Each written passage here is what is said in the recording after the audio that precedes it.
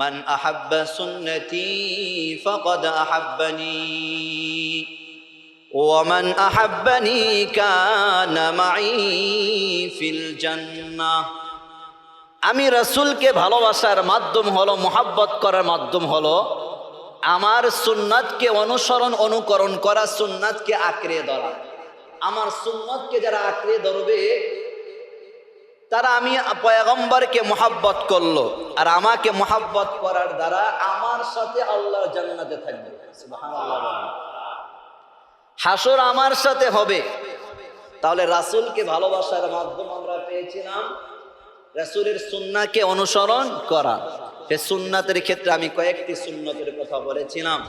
1 নম্বর বলেছিলাম আফশুস সালাম, তোমরা একে অপরকে সালাম দাও। 2 নম্বর ওয়াতুইমুত তুআম, একে অপরকে খাবার খাওয়াও। 3 নম্বর ওয়াসাল্লু ওয়ান নাসু নিয়ামুন তাদখুলুনাল জান্নাতা বিসালাম, রাতের আধারে যখন মানুষ ঘুমিয়ে যাবে তখন তোমরা নফল ইবাদত করো।